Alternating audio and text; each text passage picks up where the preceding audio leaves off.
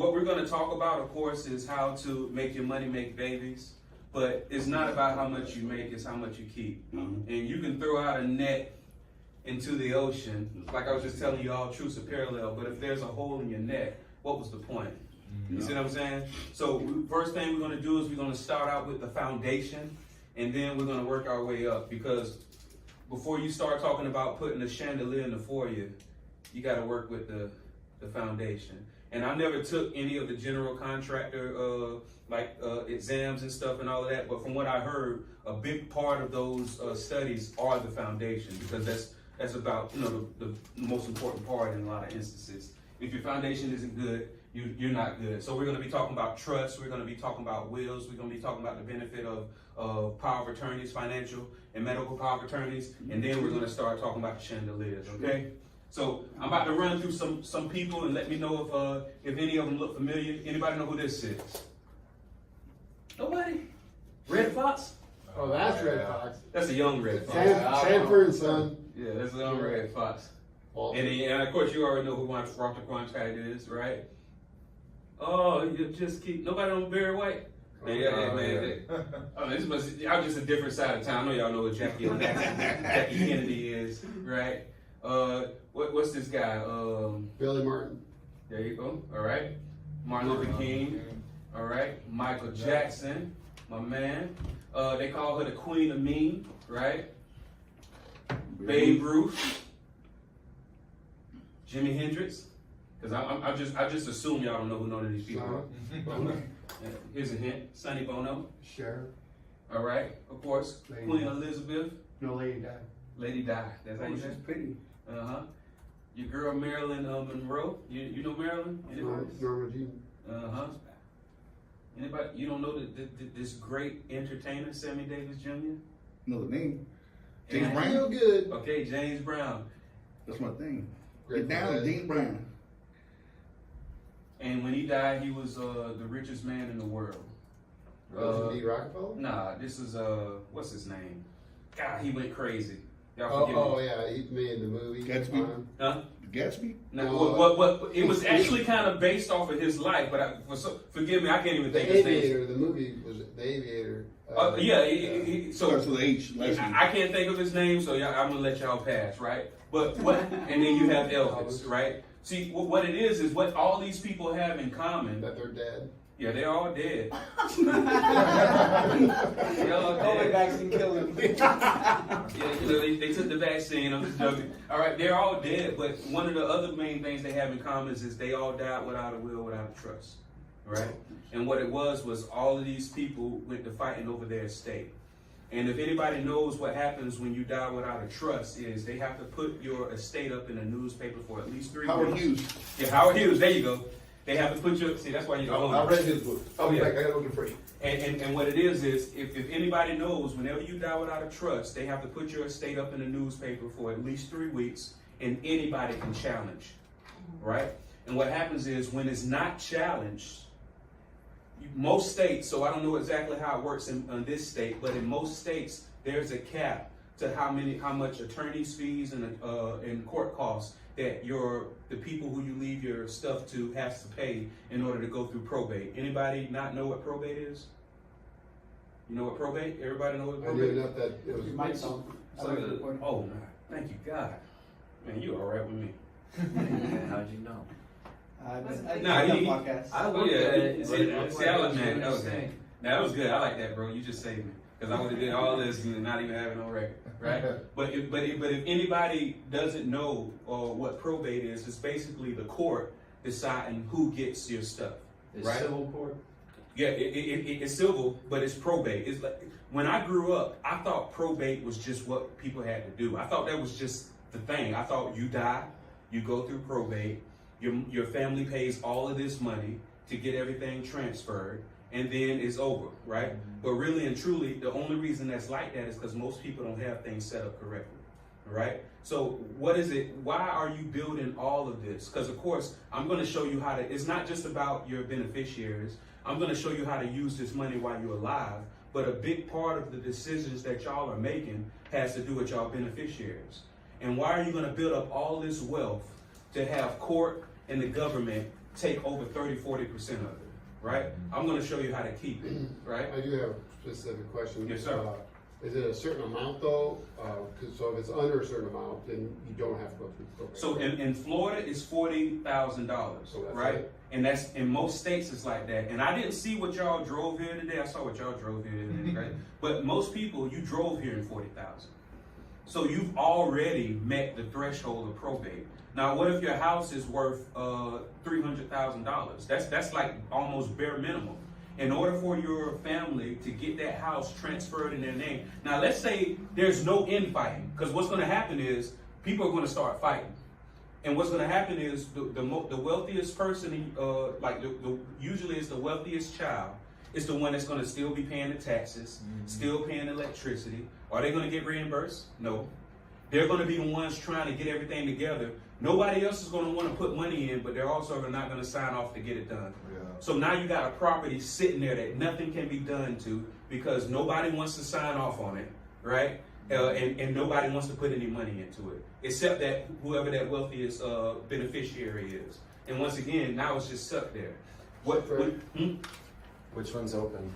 Any seat. Are you? How you doing? Sorry. Brandon? Sorry, Did you late. break? Oh no, don't worry. Hey, listen. I had the times Nah, myself. you what it was you saw the future and you knew we were gonna have technical challenges. But so once again, I'm just gonna show y'all how to avoid that, because like I just told you, usually the threshold is somewhere around 40,000, and most people's cars are that. And then let's say, and usually it's capped at 3%. So let's say you got a house that's worth $300,000, and there's nobody contesting it. They're going to pay at least $9,000 just to get it transferred to their name, because a dead person can't transfer their property. You see what I'm saying? So let's go into this. Now, you're going to hear me say multiple times that all truths are parallel. Just for example, you're not going to drink water from a stream if you don't know the source, right? You're not going to eat food if you don't know the source, right? I want you to know the source of where this education is coming from. My name is Randolph Love III. I do have multiple designations. I didn't want to fill this screen, so I just picked some of the top 3. I'm a chartered financial consultant, I'm a chartered life underwriter, and I'm a chartered property casualty underwriter. I'm a wealth strategist, and I'm the founder of ShieldWolf Strongholds. I'm registered with the state of Florida Department of Pre-Licensing and Continuing Education, so I do continuing education for a lot of agents, public adjusters, and corporate entities. I also provide training and consulting to corporate, federal, state, and local governing agencies regarding financial literacy, insurance pre-licensing, and continuing education. I also assist business owners with effective tax minimalization wealth strategies, and I've been in this industry for over a decade. And you mainly work with contractors? Oh yeah. Why? Well, contractors, public insurance adjusters, and independent adjusters. Why do The you- reason why is I started out as an agent. Right. Gotcha. So I was an agent with State Farm. I know y'all love State Farm. We don't like agents from State Farm. Hey, listen, I was an agent with State Farm for 7.5 years. Believe it or not, I retired. Right, and with recreation comes recreation. Right. So as I was recreating, I just couldn't stay still. And usually serial entrepreneurs know what I'm talking about. It's like, all right, yeah, I beat the game. I beat the first player game. First level. Yeah, and now I'm able to just relax with what I'm familiar with. But then as you recreate, you recreate. And then I started saying, all right, well, I sold the promise. Let me deliver on the promise. So I became an independent adjuster. All right, I did that for a while. And one thing that I noticed while I was being an independent adjuster is, and I was working claims down in Miami. I don't know if y'all ever been in Miami, but if you come to a room full of 10 people, 9 people know what a public adjuster is. Depending on what part of the country you go, most people don't even know we exist, right? I'm also a licensed public insurance adjuster, right? What happened is, when I'm down in Miami working as an independent adjuster, what I discovered was 9 out of 10 claims were represented already by a public adjuster or an attorney. That one claim was usually a single mother, and just like most people, they're used to if their insurance company tells them no, that's what it is. And I just couldn't deal with it. Like, I had to tell her no. Because even if I knew this was a claim that would have gotten paid if a public adjuster was on it, I told her no. right? So I like, man, forget this. I'm not doing it anymore. But why would you say no? Because I had to. It's bosses. Because you ever heard that? You ever heard that when they say the field adjuster comes out, hey, I got no authority. Yeah. Actually, we do have authority, and if you can lock an independent adjuster on saying something that's bad faith, that's agency law. And even though we do have to go back to a desk adjuster to get permission, if you can lock us in, Saying that you had no authority in the beginning? either no authority and or agreeing to something, and that's what we were talking about early this morning, memorializing the conversation. Because if you notice, a lot of times when you email or send a letter to an insurance company, they call you. Yeah. The reason why is they're trying to keep it off the record. Yeah. But what happens is when they call you, that's when you ask them your claim related questions, and then you get right on the email and say, per our conversation. I recorded. Right. So are y'all in a one-party state? I don't know, I just recorded either way. And I let them know. Oh yeah, so if you're not in a one-party state, all you gotta do is let them know. But the good thing about memorialization of conversation is and they feel open and free. So they start telling you everything that's wrong. Because I forget the word for it, but there's a word to where everybody in this room, we act different when we know we're being recorded. Video or audio. When people know that a camera is on them, all of a sudden they got good posture. Yeah. Right? Yeah. That's just how it is. But when you're able to get somebody talking freely and then memorialize it with a per hour conversation email, then that's when you can get the good stuff, right? But to your point, if you're going to record somebody, definitely let them know if you're not in the first party. I just let them know that it's company protocol. Oh yeah, and once again, and then For training you know how to purposes. build quick rapport with people, so they probably forget you told them you were recording within 5 minutes into the call, like, right? And then they just get open, right? So what it is I had to do that because whenever I would go to who my manager was, they would say, "Nah, that's not what we do." You see what I'm saying? Yeah. But it's You should know it. yeah, you know it. No, I But- mean, I do, but I just want to get more into it. But But just you worked in an insurance company, so I want to get that. Oh yeah, for a long time, Yes. and that's why I was able to raise up in the ranks as high as I did, as fast as I did, because I knew the full picture. I did what they call managed claim model. So after the first notice of loss, I was one of the few adjusters that would actually come out to the loss, do my measurements, take my pictures, do my recorded statement, and then I was also the desk adjuster. So I was the field adjuster and the desk adjuster on a claim, but I still had a supervisor. You see what I'm saying? Yeah. And once again, either I had to say no or I had to substantially lowball the claim. Now at the time, I didn't know I was doing wrong. So what are they lowball claims? Like, if they know that, Why? yeah, exactly, that's what I was wondering. Do you guys get a bonus at the end of the year if you don't pay out certain amounts? Or what? Well, they don't do it explicitly like that. We do get bonuses if the company, per how profitable the company is. What's the biggest expense of an insurance company? Claims. Yeah. So indirectly, you are getting a bonus For lowballing. by lowballing, right? Indirect, and even if, because usually for independent adjusters, it's usually a 10-year life expectancy. Because what happens is you get all of these claims and you start learning. Like if you are an independent adjuster and you get into this industry and you want to be the best at what you do, you come to classes like this and you learn and you learn and you learn and you learn, right? And then you want to go, just like when y'all learned something new, like at one of Joseph's class, you want to go apply it. Yeah. Oh shoot, I just learned that you can't just replace felt without moving the shingle. Yeah. And then once you remove a shingle, so you want to apply it, and then as soon as so now you just got 15 claims in that week. And then you turn all 15 in and you just got another 15, and then the desk adjuster calls you and tells you, hey, you got to take this off. So what happens is you go and you take it off, and then you do it again, and then you go and take it off, and then what happens is I'm getting 15 claims, but then I got to go and rework 15 claims. All of a sudden, you start not putting it on there. And now they don't even have to tell you not to put it on there Training anymore. without training. You see what I'm saying? So they like, okay, we overloading you with claims, And then we're also sending you back these claims that you thought you were done with to redo, to take something off. Now you start not putting it. Now in the future, the desk can just say, I never told him not to take that off. His estimate never had it, right? So that's how it was going. And me, I was picking up on that. And I just couldn't do it. And once again, it was one of those things to where just to do something that came natural to me, I was pulling in, what, 15, 20,000 a week. And imagine me, my family, majority of the people in my family never made over $40,000 a year. Imagine me going to them saying, yeah, this thing that I'm doing where I'm making $20,000 a week, I'm not going to do it anymore. They looked at me like I was crazy. Where you from? Jacksonville, Florida, right? So it's one of those things to where it's not about the money, it's about how you feel. So once I got out of that, I became an insurance appraiser. I think y'all familiar with insurance appraisals, right? So I'm working insurance appraisals, and I link up with a contractor, and I'm knocking out these State Farm, because I know the terminology, I know the people, so I'm knocking out these State Farm insurance appraisals in less than 2 weeks. And then as soon as I knocked it out, the contractor, he said, okay, here go another 5.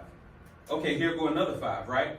But keep in mind, the owner of the company, straight face, he's not saying anything. And then eventually the salespeople say, bro, do you know that prior to you doing our insurance appraisals, it was taking months. Mm-hmm.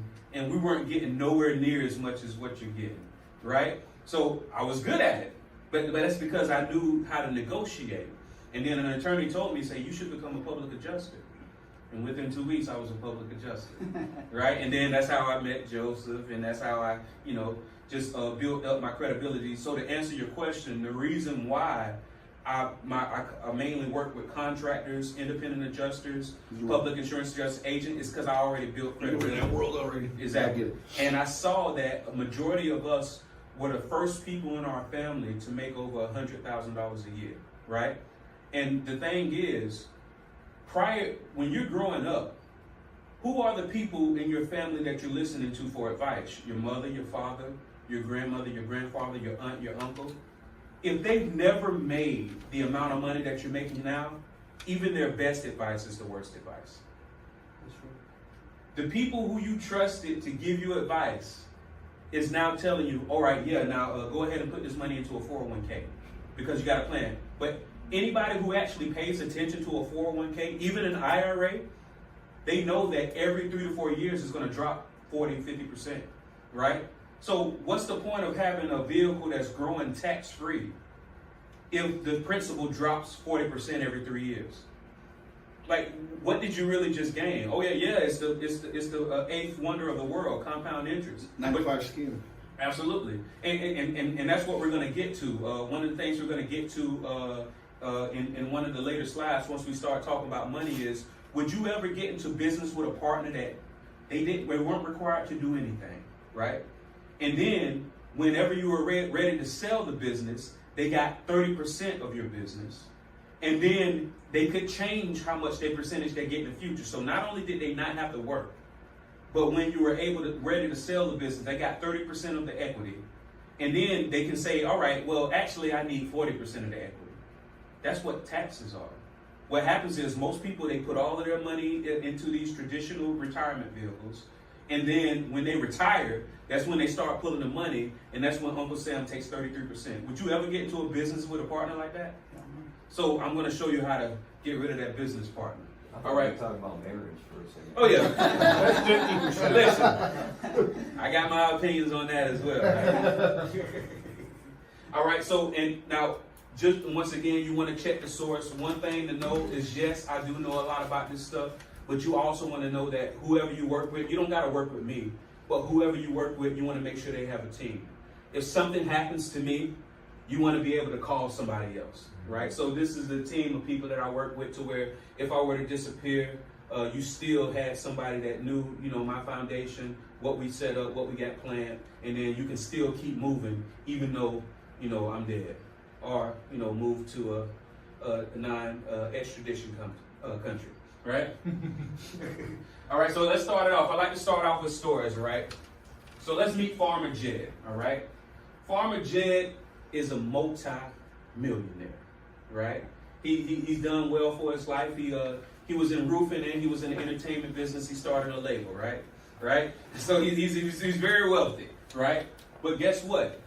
He only has one heir. And look at Farmer Jed's property, right? That's his main home. This is his pool house. This is what he's doing with the vegetation, right? You got too much money if you make a maze out of the bushes in your yard, right? This is what he got. And he only has one heir. His one heir is M.I.R.A.C.L.E, right? M.I.R.A.C.L.E, she is a woman that is capable of multitasking, nurturing, just like Albania came in and then everything just worked, right? I think, you know what I'm saying? Like, women, they can handle it. And Farmer Jed, he knows that, hey, I can leave all of this to Ellie Mae and she can handle it. But, at the same time, I still want to, give her some structure, right? Because just like a lot of my clients, when it comes to money, most of the women are the ones who are putting all this together. But until I get involved with the money, they're great at saving, but they're not the best at making the money explode, right? But they're also great at calming down this man, right? We can do this, we can do this, we can do that, right? So you got money that's just sitting there. Usually it's in a savings account earning less than 1%, right? Anybody know what average inflation is a year in the United States? It's 16 this year. That's hyperinflation. Oh yeah, it's going crazy, right? But just off average inflation, and prior to it being 16, it was like 9%, right? Yeah. Average inflation is just 2 to 3%. So even if it's just average inflation, if your money is only earning 1%, and average inflation is 2 to 3%, but it's 9%. Just going off of like living expenses this year, that's what they're kind of getting at. Oh no, I'm letting you know what you're saying is true. But I always like to say, all right, what if it's not this drastic number? What if it's just average, right? If your money's earning less than 1% and you're averaging and inflation is 2 to 3%, every year your money is worth less and less and less. And even if it's just averaging that 2 to 3%, that means every 14 to 15 years, what you're paying for costs double, right? So if you're able to live off $100,000 a year without changing your lifestyle at all, 14 years from now, you're going to have to live off $200,000. And then without changing your lifestyle at all, 14 years past that is $400,000. That's what's happening. Just at 2 to 3%. Not talking about the hyperinflation that we're experiencing right now, right? So once again, Farmer Jed, he knows that Ellie Mae can handle it, but he's saying, well, let me do what dads do and make a decision that my family didn't even ask for, right? So what Farmer Jed did was he sent out a mailer to all of the eligible bachelors in the town surrounding him, and they all came to a dinner in the back of his yard. He gave them good food. He gave them good drink. Everybody had a great time. And then after they ate, Farmer Jed, he took the eligible bachelors to the backyard. He put them around the pool. He said, hey y'all, this is the real reason why I brought you here, right? I have an opportunity for you, right? If anybody can jump in this pool and swim to the other side, you can get one of three things. Either one, I'll give you $1 million. Or two, I'll give you my property. Or three, you can marry my daughter, and if you marry my daughter, you can get my property, you can get the money, you can get everything, right? And he's saying now, that being said, there's crocodile in this pool. You gotta take a risk. There's snakes in this pool. And there are piranha in this pool. If you can jump into this pool and make it to the other side, you can have one of these three things. And before he can get it out of his mouth, he heard a splash, right? And then on the other side of this pool, out comes John. John can barely breathe. He said, man, oh my God, son, that was amazing. You went from one side of the pool to the other side in record time. He said, man, you must want $1 million. He said, no. He said, no, I don't want $1 million. He said, all right, well, that's great. Then you must want title to my this estate, this property right here. He said, no, I don't want title to your estate. He said, well, congratulations, son. Welcome to the family. You must want to marry my daughter. He said, I want to marry Ellen May. This is a small town. We know about Ellen May, right? Right? He said, well, if you don't want the $1 million, if you don't want the title to my property, if you don't want to marry Ellen May, what do you want? He said, I want to know the name of the man that pushed me in that pool. Now we all laugh, right? It's a joke, but what happens when you get pushed into the pool, metaphorically speaking, right? What happens when you get a call in the middle of the night? Your sister, your mother, your brother, your niece, your nephew just was in a car accident, right? What happens when you're coming home and your house is burning down? Everything that you thought was important is gone, right? And you're insured with State Farm, right? What happens? Horrible. Right? Forgive me, State Farm, right? I got a love-hate relationship. You know what I'm saying? You know, they pay for my designations. Right? So, but what happens? You want to know that even when you're distraught with this crazy life event that's happening, that you already prepared for it. All right? So, anybody know anything about jurisdictional shopping? Anybody ever heard that? Well, just so you know, the top 500, if you ever heard of the S&P 500, it's made up of the top 500 companies in the United States.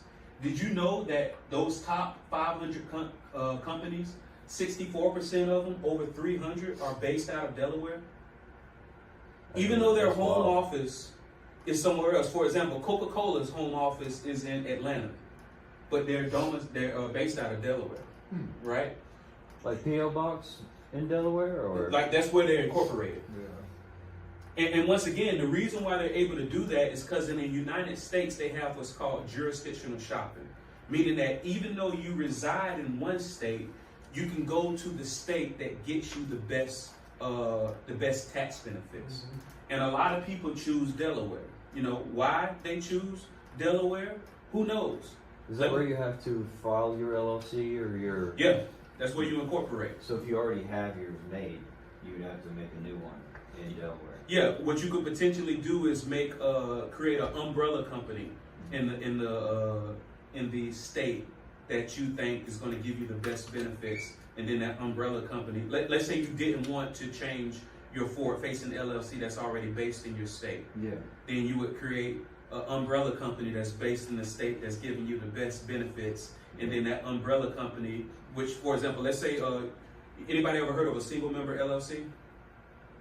I wonder if that's what I got. Probably. Most people have, if you start an LLC, most people have what they call a single-member LLC. Mm-hmm. And then some people have an LLC treated as S Corp for tax purposes. I didn't switch over to S Corp or C Corp. It's just, LLC. Well, you can talk to your CPA, but so what you would do is, if you have a single-member LLC, instead of the owner of your LLC being you personally, that single member would now become your umbrella company. So when they look up the single member, it's your umbrella company, and usually people's umbrella companies are either LLCs treated as S Corps or S Corps.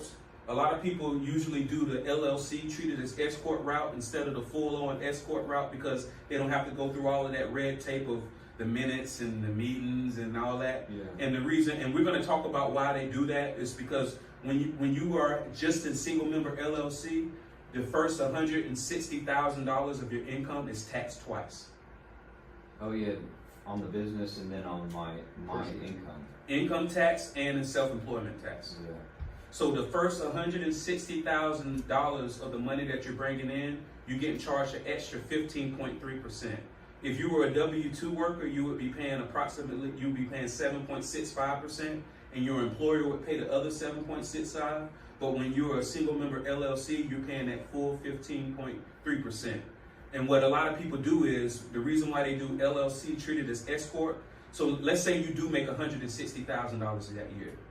You can say, well, yeah, I grossed $160,000, but my income is only $40,000. Yeah. So now you're only paying 2 taxes on that $40,000, and then you're only paying income tax on the rest. So is an umbrella company the same as like a holding?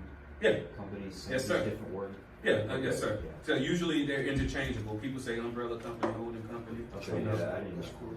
Mm-hmm. Just be done. Yeah. And that was, You say you set up like that's that? how we're set up, yeah. Oh yeah, absolutely. And once again, PBA with, that's Pinnacle Holdings Group. That's what it is. oh yeah, and once again, we're going to talk about that. I'm going to show y'all usually, the clients I work with, how we have everything set up. And usually, what I'm going to show you, most people have the right side set up. They understand the value of having a limited liability company. Anybody know why limited liability companies exist? Can't be sued for your assets. It's a trick question, because it's not a trick question. It's in the name. It limits your liability. Yeah. When you are in a capitalist economy like we are, instead of a socialist economy, a socialist economy, the government has to figure out how to clothe and feed their citizens. They have to figure out how to build for them, how to fix everything. When you're in a capitalist economy, the government doesn't have to figure out how to clothe anybody because they got clothing companies that do that. Free market. Yeah, when you're in a capitalist economy, they don't have to figure out how to feed people because they got restaurants. They don't have to figure out how to build because they got contractors that do that stuff. That's why business owners get so many tax breaks. That's why business owners are able to move like we move, because without us, the economy would fail, right? And it takes a lot of the a lot of the pressure off the government, right? So so they let us, if you have the knowledge, they let you set your company up to where you essentially almost paying nothing in taxes, if anything in taxes at all, right? And once again, it's because they need you. Because who pays the most taxes in the United States? Small businesses. No, W-2 employees. W-2 employees pay the most. They are the ones that's paying the taxes, because usually a company will hire a bunch of people, and the people are the one paying the taxes. Yeah. The company usually is able to write off a lot of stuff. All right. So the reason why I brought this up to where I'm showing you how these big companies are able to domicile in another state that's different than where they have their home office, because I want you to know, like I said, all truths are parallel. If you are setting up a trust, a lot of times you want to set a trust up in a state that gives you the best thing. So that's one of the first things. Go ahead. Nevada. No, exactly. That's one of the first things that Nevada's the best. I would. It usually, so there are companies that rate best states to put trust in, and usually for the past 5 years, Nevada has been the number one. And it's flawless. If I'm in South Carolina and I have a trust in another state, it's not Yes, flawless. sir. What your trust will say is that we're following Nevada laws. Oh, okay. Now, what's the reason? One of the main reasons why people are gonna utilize Nevada, and once again, do your own research, because you have Nevada, you have Wyoming, right? You know what I'm saying? It just depends on what you want to do. One of the main reasons that people utilize Nevada, Gambling. what's up? Gambling. Well, gambling, but also it's because you're able to fund your trust with just digital execution. What do I mean by fund your trust? Usually when you think about fund, you think about putting money in. Nah, funding means retitling your property to that trust. That's the legal term, fund, right?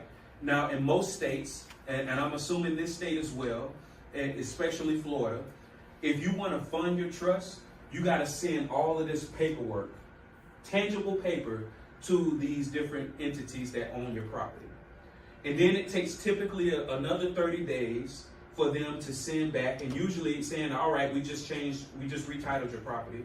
And usually about 30% of those entities are going to say, all right, yeah, we know that you filled out all this paperwork. You probably even hired a paralegal to do all this paperwork for you, but you actually got to do it on our documents. So now another 30 days goes by, and now finally you have your trust funded. Y'all work with a lot of humans. How many humans are going to fill out that paperwork and send it? Not a lot. So what happens is most attorneys, what they'll do is they'll set up your trust for you, but they'll have a document that you're going to sign that says that we're not funding it. Y'all are funding it, right? So what does that mean? You just went through all of this to set up a trust, and then when you die, your family still has to go through probate. The reason why we utilize Nevada is because you're able to have a digital platform and you can fund your property using a digital platform. And instead of it taking approximately 60 days to fund your trust, you can have it funded within 30 minutes. Because guess What what? do you mean by funding the trust? Retitling the property to the Putting trust. property into the trust. Okay. So like once you create the trust, Mhm. getting it in there takes 30, 60 days? Yeah, in most states, because you have to do everything by paper. But That why is you can do it in 30 minutes? You can do it because it's digital. Online, okay. What you're able to do is you got this form that as long as you update you can either do it on our digital platform or you can use the paper. As long as you update it, sign it, 30 minutes, it's done. So once again, you can use whatever state you want. I just want to let you know that do your research, and if you determine that another state gives you the best options for your trust, it's okay to have your trust being ruled by that state's laws. Okay? I got a question. On Yes, sir. trust, revocable or irrevocable trust? They can be both. So typically most people set up revocable trust. Why do most people set up revocable trust? It's because they want it to be flexible. They want to be able to make changes. They want to be able to put things in, take things out. If one of your kids are acting stupid, you want to be able to take them out of there, right? Right? And usually, and the way it works is once you die, that's when that revocable trust converts to being irrevocable. Now, there are some people who have strategies where they set up irrevocable trust while they are alive. The reason why they set up an irrevocable trust while they are alive is because they want to cut strings. So let's say you have an older parent that's trying to qualify for state government assistance, but they got all of this stuff in their name.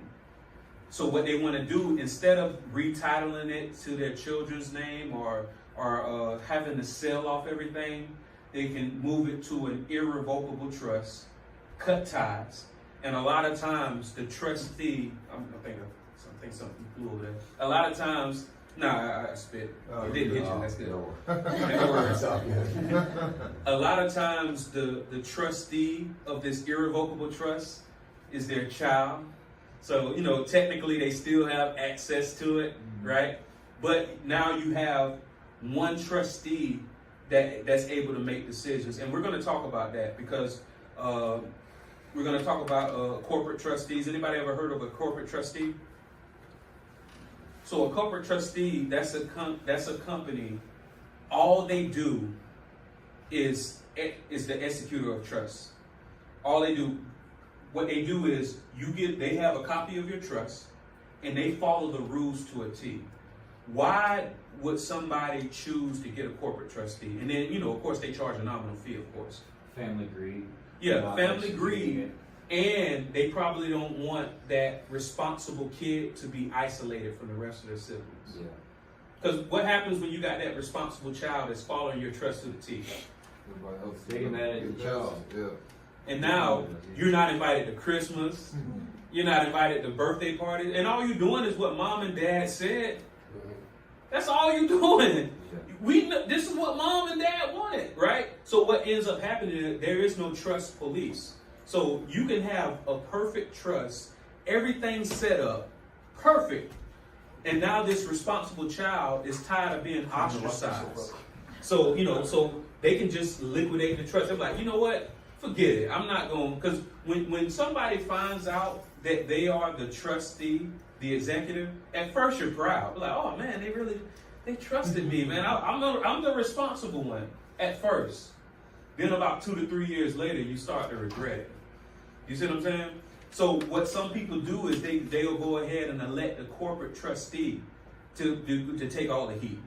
And then, they might also, put in a back door to whoever his good child is can potentially get in and do what they need to do if they have to do it. But that's why they would utilize a corporate trustee. But one of the things I want to talk about is actually having a family committee, right? And what's a family committee? A family committee is a committee that's also owned by the trust. But what's going to happen is while you are alive, any of you have children? Got children? Any of you have beneficiaries to where you know that when they get this money that you've been making, it's probably going to be gone within 18 months? Oh, you just got no kids and responsible beneficiaries, right? Oh, I don't know. I don't know about my wife, honestly. So what it is, so here's the thing. What it is when I be working with business owners, they all assume that their kids want the business. And then I ask them, I say, have you ever asked your kids if they wanted your business? Most of them want to get rid of it. Hell yeah, because all they see is the stress. Yeah. Right? So one of the things that we're going to talk about is the benefits of setting up a family committee. So what that means is approximately every 3 months, you're going to bring your kids in, no matter how young your kids are. You're going to bring them into to the committee, and whoever your guardians are, because you got children. How old are your children? 13, 15. Do you have in mind if something were to happen to you, who would be taking care of them? Not really. All right, that's something to think about, right?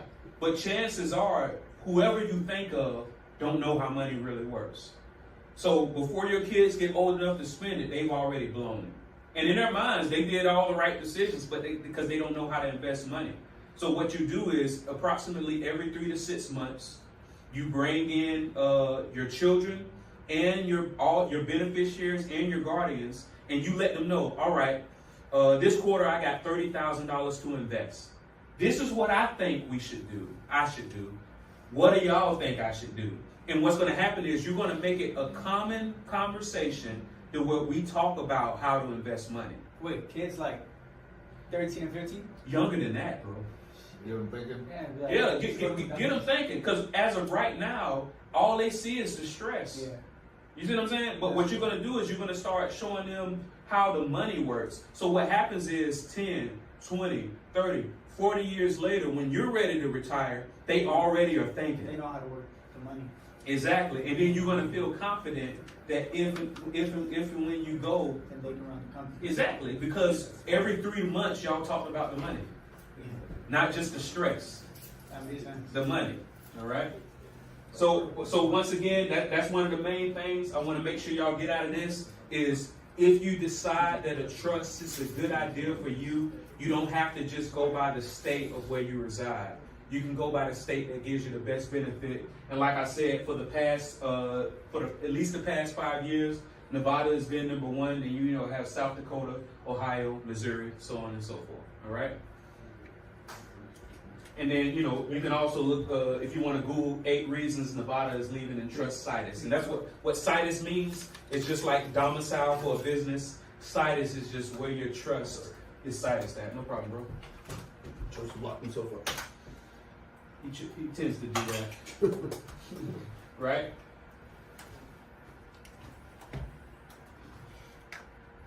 What's better, a will or a trust? Trust. A trust? Anybody say will? I say well. What's the reason you say will, Joseph? Just to be the contrarian? Usually you have a trusted will. You gotta trust your will, right? Remove yourself. Did he keep a mustache or a beard? Yeah, I think so. Right? Yeah, he got rid of it. He got rid of it. Yeah. What, you trying to see what's different? Yeah. Now he changed his. See, look, he He ain't always gonna- changes. No, he changed his eating. No, I know. No, I told him. Yeah. You can't wait for sure. Oh yeah, he changed But I'm his like, eating. his face looks different. Yeah. You look like a petty with Okay. with that mustache. Yeah. Wasn't that you telling him? Yeah. So, like Jesus said, it's a trust, because once again, most people, if they have anything at all, they have a will. The only thing a will does is guarantee probate. If all you have is a will, it guarantees probate. Because what it's doing is it's just a roadmap for a judge not to follow, to consider. Right? That's wild. Where does probate get their authority from? Like, if the person who's deceased doesn't have a contract with the government, probate, whatever, where do they get? Because they died intestate. When you die without a will, it's called dying intestate. So where they get their authority from is, all right, you didn't tell us what you wanted us to do, so we're going to have to follow the rules of what we set up. But even if they have a will, it's still testate? Even if they have a will, yes, now they died with a will, but they still got to go through probate. And then the judge gets it. Now keep in mind, while you're going through probate, your estate is in the newspaper for 3 weeks. Yeah. So it can be somebody who doesn't even know you, somebody who don't even like you. So somebody has nothing to do with you. All they have to do is contest. Now that puts that will in jeopardy, right? Now, a lot of times, a judge is going to follow that person's will, but they're still paying that at least 3% in fees, attorney's fees, and court costs. On the whole estate? On the whole estate? On the whole estate. What? And once again, all it takes is a contest. So it doesn't have to be a contest from externally. It can be internal. What if you have, so somebody dies with a will and they leave everything to their children, right? What if it's your auntie says, nah, my brother wanted me to have this. That's considered a contest. Yeah. And once there's that contest, that's when that 3% cap is relinquished. You see what I'm saying? Yeah. So now you went from having to pay, and I'm just going to use a $300,000 home. You went from having to pay $9,000 just to transfer the title from this person that just died to your name. Now that somebody is contesting it, is no cap. When you have a trust, it's incontestable. When it's properly structured and set up, right? You're about to say something. No. Okay. Most middle class homes don't have $9,000 for a title. Exactly. So what ends up happening is you have what's called like warranty deeds and stuff, Yeah. right? But once again, that's where you get into now. Y'all went from being a close-knit family. Now nobody talks to nobody. Because what's going to happen is it's going to go to whoever the closest surviving relative is. Most families in the United States now are what they call blended families. Y'all know what that means? So that means that you were married here, you were married there, or you got children on the outside, and then y'all end up getting married. You never seen that movie? But it's called, what was it I called? think it was called Blended. It was hilarious. Yeah, I mean, and that's the way it works. So, but here's what happened when you're in a blended family and you die intestate. It goes to whoever your closest surviving relative is. And when you're in a blended family, do you know who your closest surviving relative is? Who's to Anybody? say? No, they got the rules. Yeah. Your closest surviving relative when you're in a blended family is your spouse. So let's say that you have, well, how do you say your kids are? 13, 15? Let's say you have 13 and 15-year-old children. So it And goes then- to your wife Yeah, your spouse. So let's instead of your kids. instead of your kids, because your kids aren't your closest surviving relative when you're married. Your spouse is. So let's say you have a 13 and 15-year-old child, and then you get married, and then that next year you die. Your new spouse just got everything. Your kids got nothing. That's the way it works. And let's say, because us financial planners, we have a saying, the last to die wins, right? So what happens is, you get married and you die, your spouse gets everything, your children gets nothing. If your spouse dies before they get remarried, then their children get everything. You don't get nothing.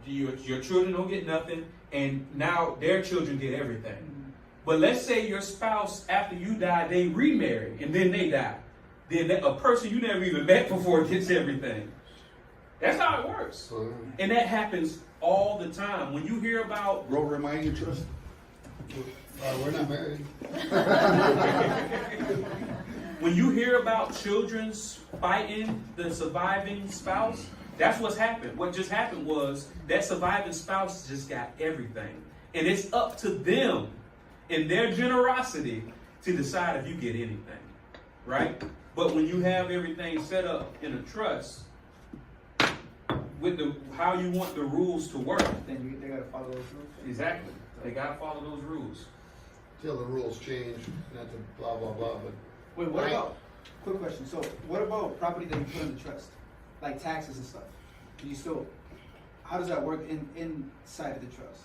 So when you have a revocable trust, Uh-huh. it's treated as if you still own it. Now that's why we were talking about the difference between revocable and irrevocable. So, like, let's say I die, right? Mm-hmm. And I leave the trust to one of my kids. Mm-hmm. Will they have to pay? And I leave like a house and cars and stuff. Will they have to pay the property tax? Yeah, somebody got to pay it. So who, I mean, like after you know how when some people die and like for example in a will, right? And the house is paid off or whatever, and their dad dies. Let's say my dad died, he gave me the house, and I have to pay the difference on, like, the market of how much the house is. You're talking about step-up basis. So, Yes. so if property passes to the child, when you deal, so if it's in the trust, they're not dealing with step-up basis. It's just Okay. everything is That's just what I gonna. was- So step-up basis is great. So if let's say you don't have a trust in anything, and then you leave your house to your child. Now this house, you bought the house for $50,000. Now it's worth $150,000. When you die, it's called step-up basis. So now, if your child sells it for more, now their new floor is $150. Whereas if your parent was selling the house, then the floor would be $50. You see what I'm saying? So to answer your question, when it's in the trust, you don't even have to deal with that because it's as if nothing changed. Okay. Do you see what I'm saying? Yeah, that was my question. So to answer your question, and of course, I always got to say, talk to a CPA, right? But that's the way it works. If Right. irrevocable, can you ever change it once it's a card lays, card played with a irrevocable? With an irrevocable trust, it depends on what type of back doors you put in there. It depends on what type of back doors. So to answer your question, Possibly, but maybe yeah, not. most people now, once we start playing, now I do have strategies that work with irrevocable, but it's one of those things to where, most people don't talk about it on camera. You see what I'm saying? There are ways that people utilize irrevocable trust that, but you definitely want to make sure you sit down, you talk about it, and you understand how to stay lawful while you're utilizing these potential available strategies for yourself. All right? So these are the things we're talking about.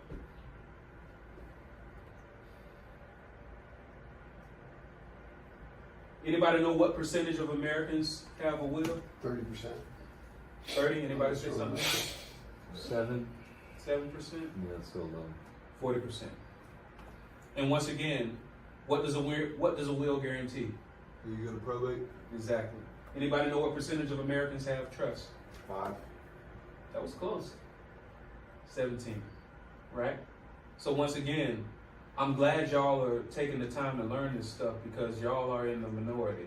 And as you know, whatever most people are doing is usually do the opposite. All right, so let's talk about some findings. All right, nearly half of all respondents believe that estate planning is only for the ultra-rich, and most people don't need it. But as I just said, in most states, the threshold is $40,000. Anybody here have $40,000? Anybody here cars worth more than $40,000? Right? Anybody has any interest in a house? In anything? Most people already meet the threshold of probate. Right? Miguel's got it in his wallet. Exactly. I feel you. He is pinnacle. T-shirt and He's jeans, on the top. man. My daughter's like, you need That's to how wear we knew. That's how we knew. Oh, t-shirt and jeans. Pumas. That's that good area. And your reputation precedes you. Do you know how good they talk about you behind your back? I know how much shit he talked behind my back, but the rest of them are. Like I said, man, like before I even knew it, most people, that's when they get to say what they don't like. Y'all. I was like, golly, they really like this guy. It's a great team, man. I'm Yeah, that's blessed. good. We're all blessed. That's good. 25% haven't spoken about it with their family because they don't like to think about their own death. Anybody ever heard everybody wants to die? Everybody wants to go to heaven, but nobody wants to die? Yep. Watch what happens when you bring up wills and trusts around your family. They change the subject. They get mad. Like, Mine's easy. Half to mom, half to daughter. there you go. Easy. Brother don't get shit. He already knows. Yeah, man, Company goes up again. Well, and I'm gonna talk more to you about. Is it because he made you mad, or you feel like that's No. just a part of how we do it? It's just joking. You gotta earn it. Yeah, exactly. But that's what you tell him. But still leave that man something, man. Leave that man something. $1. Just so he can't contest it. But that's one of the But he reasons. can contest, right? Or not? Yeah, he can. Yeah. Like once again, no. Even if he leaves him $1 or leaves him nothing, the brother can still contest. And he might not win anything. You may have a video that explicitly says you not leaving them anything, and here's the reason. I had to get it from the mud. You got to get it from the mud. Boom, boom, boom. All he has to do is say, He told me this. nah, he told me something different. That's a contest. Now all of a sudden, now he has leverage. All right, you see, now that I'm contesting, that 3% cap just disappeared. Let's negotiate. You see what I'm saying? 49% say their assets aren't worth enough to consider an estate plan. That's wrong. 61% say a will is enough to meet their estate-related needs. Once again, a will only guarantees probate. 35% have experienced or know someone who has experienced family conflict as a result of not having an estate plan or comprehensive will. Anybody themselves personally have experienced family conflict to a probate, or y'all seen it up close? You, Albania, no. It's gonna come. That's just the way it is. 46% of Americans say they are interested in learning more about estate planning. And I think y'all fall into that 46%. All right. So why might you and your family need an estate plan? Let's talk about a few scenarios. And these scenarios that I'm going to say, they're not outlandish. They happen every day. All right. Let's say a couple is in a car accident. Let's say you and your spouse is in a car accident, right? And your adult children come to the hospital. Do you know that if you and your spouse are in an accident and your children come to the hospital to try to do what you know they know you want them to do, or get any information that they can't? They can't get any information until they go to a court to get permission to get information. Do you know why? No medical power of attorney set up, right? One thing that y'all need to make sure you have is a medical power of attorney and a financial power of attorney. Even if you're married, a lot of people think that because we are married, if my spouse got into an accident and was unresponsive, I can go in there in that hospital and start running shop. Actually, no. Because they don't know if you're estranged. They have no idea. Yeah, you might be married, but y'all might not like each other. I have that with my mom. Exactly. What a lot of people do, like, for example, whoever, like, let's say if your grandparent, does your mom ever watch your children? Yeah. So what happens if they're watching your children, something happens to your children, and she's not able to get in touch with you? So she won't be able to do any of that. I can do it for her because we signed that up, but in other words, I should have her flip it. Yeah. Have her. So does she have a miracle power of attorney on you, or you have one on her? On her. She should. If you are unresponsive, who would you want to be able to make decisions based off what you say? Not my wife. Just say full flow. So would you prefer it be your mother or who else? Yeah. So what you want to do is also. Can you have both though? Yeah. Exactly. And and whoever is watching your children while you're not there, you want them to have a medical power of attorney for your children, right? And once again, what's that? Your best friend. Yeah. So and once again, it's one of those things to where they're not just going to be able to just get access. There are going to be tiers set up in place to where this threshold has to be met, this threshold has to be met, and if this and this is met, then yeah, they have my medical power of attorney. Also, financial power of attorney. Because what happens is, if you become unresponsive, and You need to pay bills and stuff? yeah, you got to pay bills. But if your people can't get to the money, they can't. Because it's actually illegal. Let's say you give them your card with your card number. It's actually illegal for them to be pulling your money. You see what I'm saying? But if you have a medical power of attorney set up, it's cool. What if you have your spouse set up as a beneficiary to your qualified retirement account? You're unresponsive, so they have to move you to another facility, and they need to get access to money. Your spouse is going to call your financial advisor, whoever is controlling your retirement account, and say, "Hey, we need to pull this money." He said, "Well, all right, bet. I'm sorry this has happened. Just give me his death certificate, and then I can get this going for you." No, I didn't say he died. I said that he's unresponsive, and I need. Oh well, you're just a beneficiary. Oh, so they can't pull? They don't have decision-making ability until you die. But you're not dead yet. Yeah. She didn't say unplug them. Right? Just so I can get to the money, then plug him back in. How long can he be dead before his brain damage? All right, go about 5 minutes. All right, right. But if you have your medical power of attorney and your financial power of attorney set up, and then certain thresholds are met, then you're good.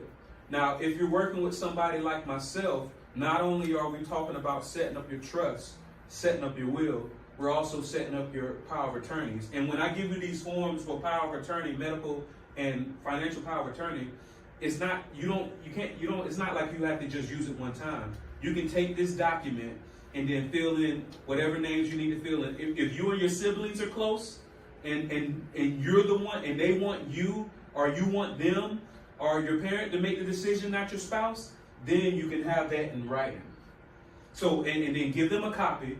And if something were to happen to you, you show up to that hospital, you present the hospital with the power of attorney, and then they are able to make decisions for you. You know, because a lot of people don't like their spouse. Let's be honest. A lot of people don't. And they would prefer a sibling be the one making these decisions. Or a parent being the one making these decisions. Or that one of their children being the one making these decisions. All right? So, is that a concern for anybody in here today? No medical power of attorney, no financial power of Yes. attorney? I think all of us. Yeah, I think so. Well, most of them. What about death of a parent? So, what usually happens is they say in order to avoid probate, that you make your child the beneficiary of your accounts. You make your child the beneficiary of your qualified retirement accounts, right? That's going to help you avoid probate. And yes, it does help you avoid probate. But what if the father, the mother, and the son were both in the car accident and died at the same time? What just happened? Because even though y'all parents won't admit it, y'all got a favorite. Right? I think you admitted it. But y'all might not admit it, but y'all have a favorite child, right? It might be the one that, gives you more time.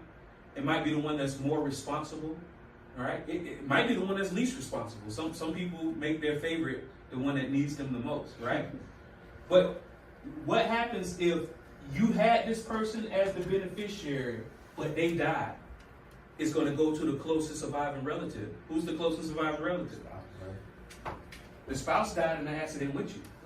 And then your beneficiary died too. And once again, when I'm saying 3 people dying, this isn't something wild. It happens every day.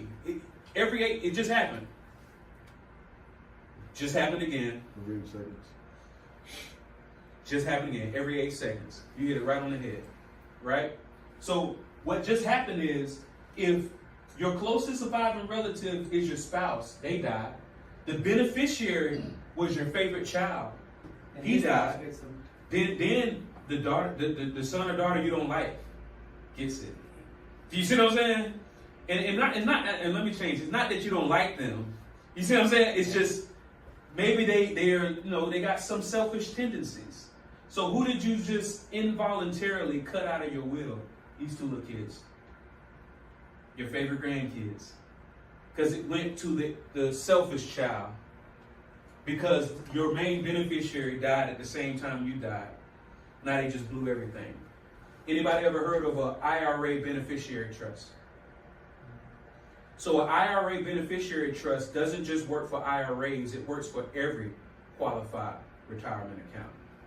And what that means is, instead of you having a person being the beneficiary, you have the IRA beneficiary trust be the beneficiary. Because what happens is, once we set up your trust for you, you're going to take what they call a certificate of trust. So you have this trust document that's a bunch of pages, and then you have approximately 4 pages that's your certificate of trust. You're going to take that certificate of trust to your bank, and then you're going to set up a bank account. And the owner of that bank account is going to be your trust. So when you die, instead of that money going straight to a person, it's going to go to your trust, and it's going to go into that account. Why is that a powerful thing?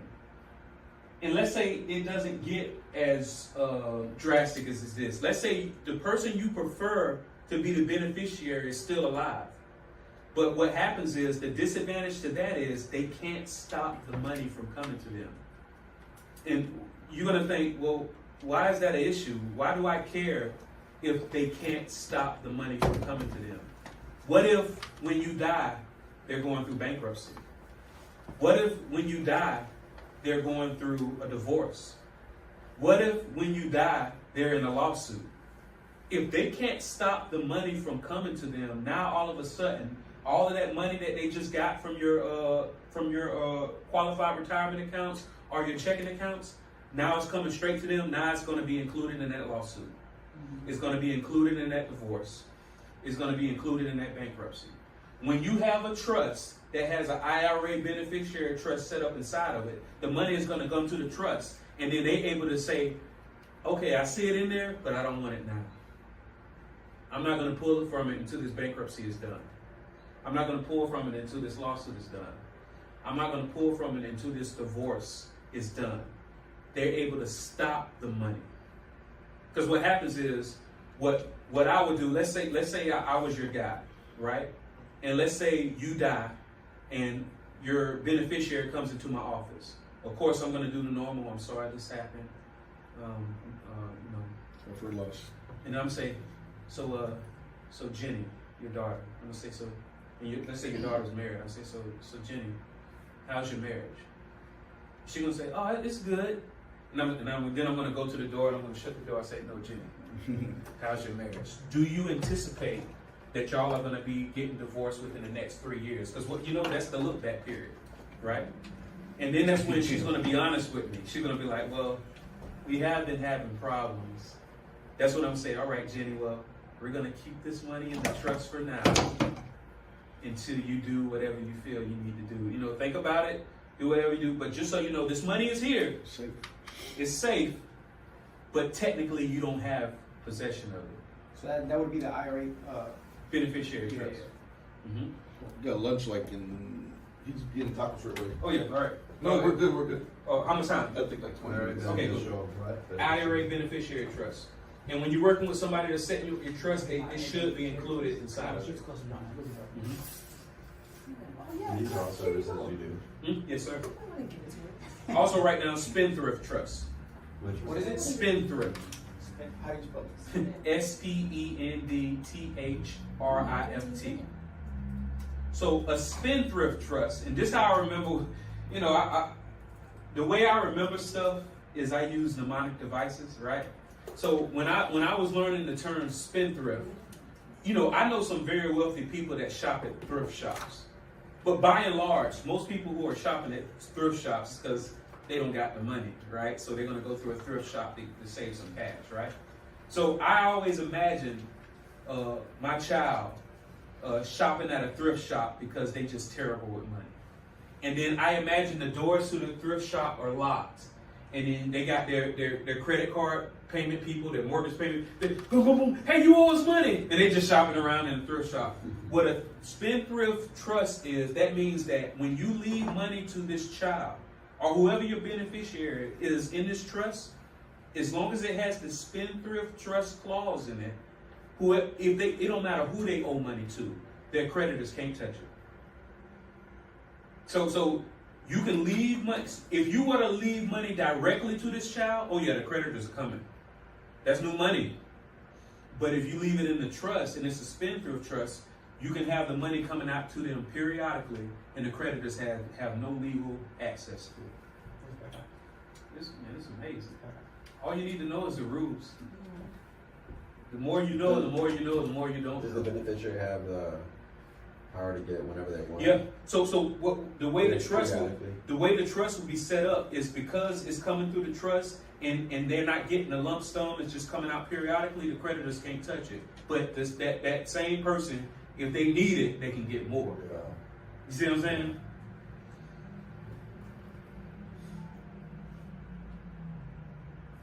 Joint tenancy. Anybody know what that is? All right. So what joint tenancy is what people say. Has anybody ever heard, if you ever want to avoid probate on this house, just put your beneficiary name on the title? Anybody ever heard that? So what a lot of people do, so let's say you have a parent that owns the family home, right? And they've experienced probate. They don't want their children to go through probate. So what they do is before they die, they put their child's name on the title of the property, right? And they also put their child's name on the bank account so they can legally get access to it. So now the child's name, or whoever your beneficiary is on your title of your property and on the all of your financial accounts. And guess what you just did? You successfully avoided probate, right? Like, you did it. Does anybody know what you just invited when you did that? Well, almost just as bad. Because here's what happens. When you put your beneficiary or your children's name on your title, or on your accounts, yes, you just successfully avoided probate. But what also happened is, what happens if your child, once again, goes through bankruptcy? Creditors. Now your house and your accounts are considered in the bankruptcy. What happens when your child, one of the things that you loved about your child is that they're so ambitious. And they start a business, and then COVID hits. Now they're filing bankruptcy. Guess what just got included in the bankruptcy? Your house, your bank accounts. What if your child is driving a car and they get into an accident? That lawsuit. What's just got included in the lawsuit? Your house, your bank accounts. What if they're going through a divorce and you told her not to marry that dude? And guess what? If you hire a good attorney that's worth their salt, they're gonna do what they call a skip trace. Even if your daughter never told her husband that she was on the title of your house and on the title of and on your bank accounts, once that attorney does that skip trace, that's all popping up. And I've had people in my family get divorced, and usually, even if the man's attorney runs a skip trace and sees that his wife's, that they're about to get divorced, his name is on your property, usually he'll let it go. But what if he's an asshole? Or vice versa? What if she's an asshole, right? They have a legal right to then do it. So now this house that you already paid off, because that person's name is on your property, and then the person that they're divorcing is coming for everything. They're scorned. They want everything. Now you're gonna have to what? Take out another mortgage on your house just to pay them off. So yes, joint tenancy, putting somebody's name on your property and on your accounts just help you successfully avoid probate, but you just invited something that nobody wants. Is that a concern for anybody? I was just gonna ask you something. Go ahead. What's up? So how do you avoid, like, for example, you're married, you get divorced, right? And how do you avoid your house going to your Exposed. Yeah. Well, the most important thing is, now some people try to do what they call it, a demi. So the smartest answer is to get a prenup. The next smartest answer is to get a postnup. But there's no incentive for anybody to sign up. Don't ask me that on camera. Is it usually the house in both names anyway? What's that? When you say both names, whose name? Like when I was married, when I got divorced, we had to do it was 50-50 no matter what. Mhm. Like, it was in my name and her name. Yeah, but once again, that's if you had, let's say you had a prenup that says this house is mine, Yeah. then it's not going to follow those traditional even rules. if the house is in both Yes. our names. Yes, if the prenup, the benefit of a prenuptial, and that's what prenup means, a prenuptial, is you're laying the groundwork for how we're going to divide this stuff. You know what I mean? You know what I'm saying? And then a postnuptial does the same thing. But once again, most people aren't going to sign a postnuptial. There's you have no leverage. How are you going to convince somebody to sign a postnuptial? Hey, I'm all right. I just won. That's why I stopped, doing what I used to do to get you. I got it, right? That's how it works, right? So it's one of those things. And just so y'all know, there's a caveat. You know, just FYI. Let's say anybody here is considering getting married, and you're gonna get a prenup. Did you know that if your spouse signs the prenup on the day of the wedding, that it could be voided? Really? Most women already know that. Because what it is it's considered coercion. Because if you've already put down money for down deposits for this venue, this cake, this reception, and then all of the family is already flown in, and then you put a prenup, say, hey, if you don't sign this, we're not getting married. The prenup has tears on it, right? You can still see the tear stains on it. Years later, that's coercion. That prenup gets thrown out. Most attorneys will tell you that if you're going to go the prenup route, get them to sign a prenup at least 6 months in advance. I was gonna say, what about a month ahead or a week ahead? Because same thing. Because everybody's So if let's say the latest that they would tell, the closest to the wedding that they would tell you is approximately 2 months. Yeah. And if you're gonna get those 2 months, you definitely want to make sure that she has an attorney, and you definitely want to make sure that you have in writing that her attorney looked at it, y'all talked about it, and even though it's so close to the wedding, she understands it, everybody understands it, and we're all good. And like I say, this is what typically happens. The man asks the wife for a prenup, but the woman tells the husband. It's because usually if a woman is making more money than the man, here's the prenup, sign it. All right? Okay, well, yeah. So, but most men, if they ever ask, because most men are scared to even ask, but if they ever do it, they ask him, do you think it's okay if you sign this prenup?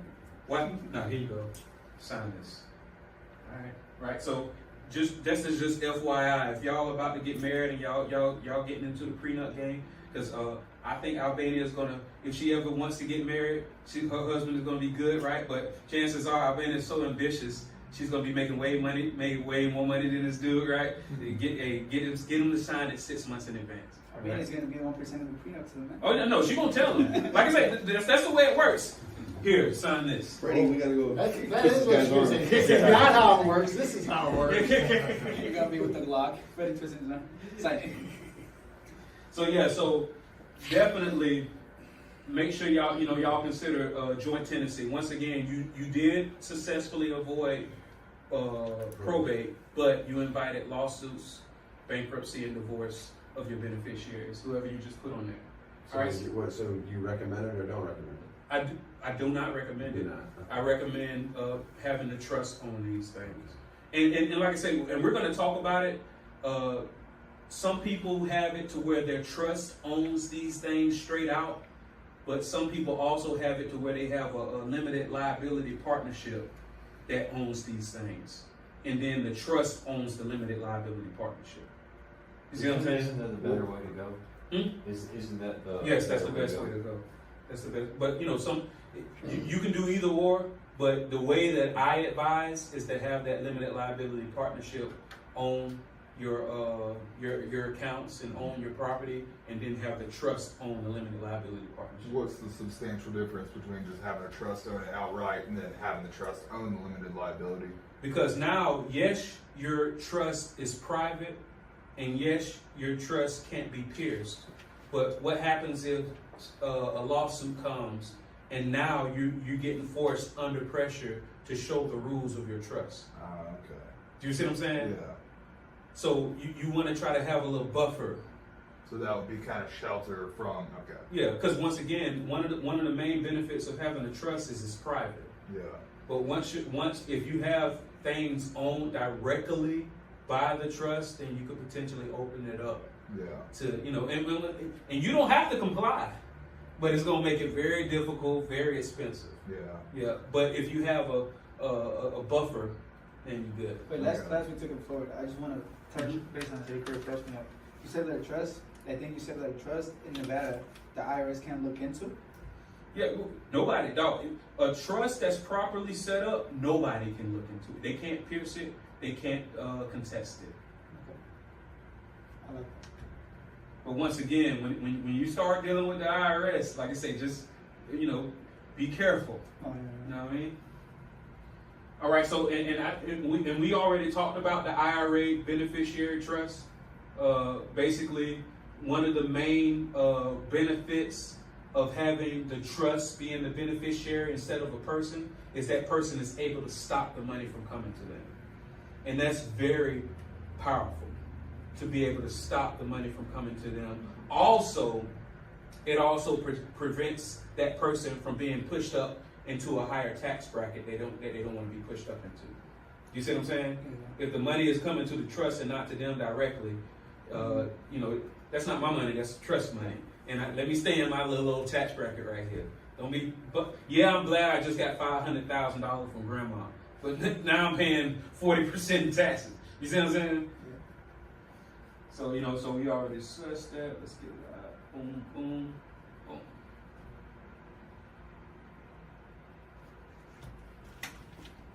And we already talked about the divorce. We already talked about this as why an IRA beneficiary trust is something that you want to do. All right, it enables three things. It enables you to manage the distribution after you're gone.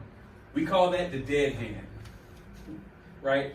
If you still want to control your family even after you're dead, you get an IRA beneficiary trust. And once again, it's not just for IRAs, it's for all the qualified retirement accounts. 403Bs, 401Ks, all that. All right? And it protects your child against divorce. What about conservatorship? Right? So, anybody, my grandparents, my grandmother is 82, my granddaddy is 90. They both still drive. You just had 60, my same age. Congratulations. They just did 63-year anniversary last week. Exactly. It was pretty cool. Do they sleep in separate rooms too? Mm-hmm. My grandparents sleep in separate rooms. Right? But they still married, right? And once again, dog, my granny, she can fuss all she want, but guess what? She's still getting up and making that food. Mm-hmm. She's still cleaning that house. She's still folding that laundry. Like I see it. I like she claims she act like she don't like this man, but she keep doing for him, right? And they done had 5 kids, so they liked each other at one point. You know what I mean? It wasn't no what they call it, in vitro, right? Something had to be happening, right? But what happens is when somebody loses their constitution, it's like that. I know that it's possible that my granddaddy, even though he still is running rooming houses, he got real estate that he goes to every other day. He's still traveling back and forth to we got acres in Lake City. He's still traveling back and forth to Lake City every day. I know that if it happens like it happens to most people, if he loses his constitution before he dies, it's just gonna be, he gonna go to Walmart one day. I'm not wishing this, but what could happen is he can just get up like he normally gets up every day, go to Walmart, and all of a sudden can't remember how to get home. And then goes from there. What happens if there's no medical power of attorney or financial power of attorney set up between my grandparents when that happens? Now my grandmother has to go to a judge to get permission to make decisions for my granddaddy. Now my grandmother has to go to a judge to get permission to get access to his accounts that don't have her name on it. Now my grandmother has to go to a judge to get permission to do all of this stuff. That if they would have set up a medical and financial power of attorney while they both still had sense, it would have avoided all of this. Because a lot of people have heard of a guardian ad litem. And usually when you hear of a guardian ad litem, it's typically an attorney that represents the benefits of a child. The same happens when something happens to a spouse like this.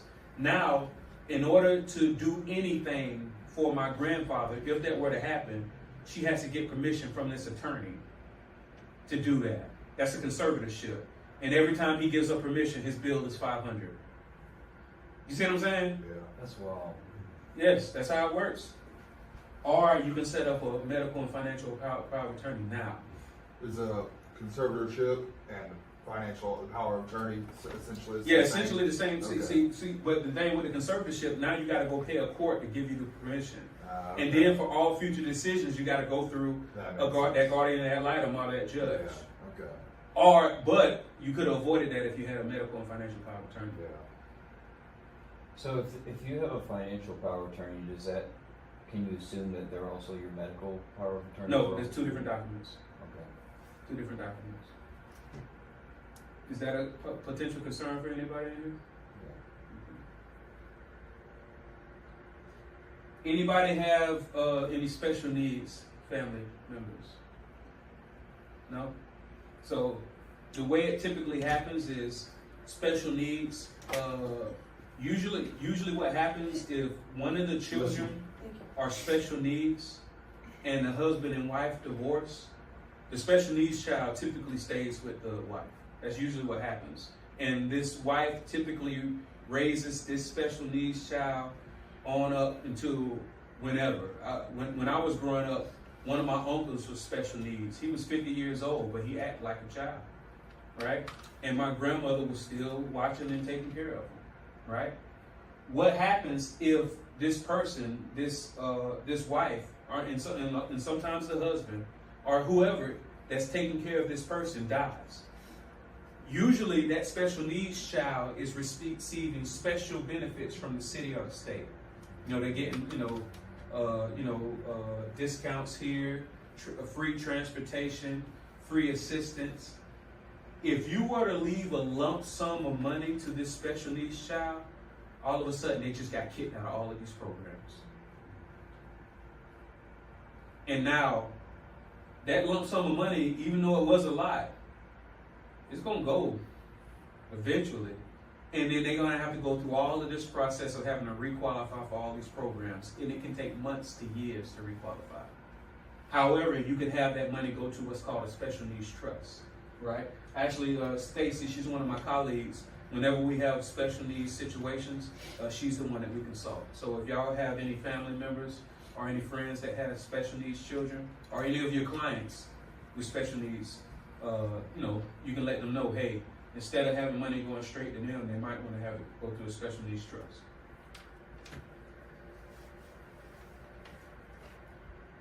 And we got, after this scenario, we got one more scenario, y'all. And then I think we might hit it right on the head, because you said about 15 minutes ago we had that. All right. So, and we talked about this. If a hospital, a bank, a financial advisor, they don't automatically assume just because you're married that this person has permission to make decisions for you. Because like I said, y'all can be estranged. So that's this scenario right here where if your spouse is in a coma or becomes incapacitated, you don't have access to any of their qualified retirement accounts or nothing. But if you set up a medical financial power of attorney, you good. And once again, anybody that I work with, when we're setting up the trust, when we're setting up the will, we're also setting up the medical and financial power of attorney. Okay? Last scenario. What rights do you have to get information and make decisions on your adult children? Just because you're their parent, you can't make decisions for them. However, if y'all do set up the medical financial power of attorney, I know I sound like a broken record, but it's just a simple document that fixes all of this bull, right? If y'all were to set it up, then you would be able to make decisions for your child, not that husband that you don't like, not that wife that you don't like. You would be the one. You can come to the hospital, show them the document, and do what you got to do. And then that husband or that spouse that you never really liked in the first place can just sit there and let you do what you got to do for your child. What if you don't have it? Does the husband have that? Yes. And what if he tries to get one as well? What's that again? What if he's trying to do the same thing? No, because what happens is if nothing's set up, that's when you and the husband have to go to court. Because either way, the husband is going to have to go to court, or you're going to have to go to court, right? And what happens is, who the judge going to give from it? Partner, Huh? you can keep it. Sorry. Yeah. You can My borrow it until you question leave. was, so if I got one, The father? medical, the husband can't get one. Yeah, because Whoever gets it first, pretty much. whichever ones is the latest sign. So let's say at one point, it was a medical power of attorney set up between the wife and the husband. But then something happens to where the wife says, I don't like what's happening. Then whatever is the latest signed one, Gotcha. that'll be That's the fact. absolutely. Are you at a good stopping point for Yeah, calls? I mean, this is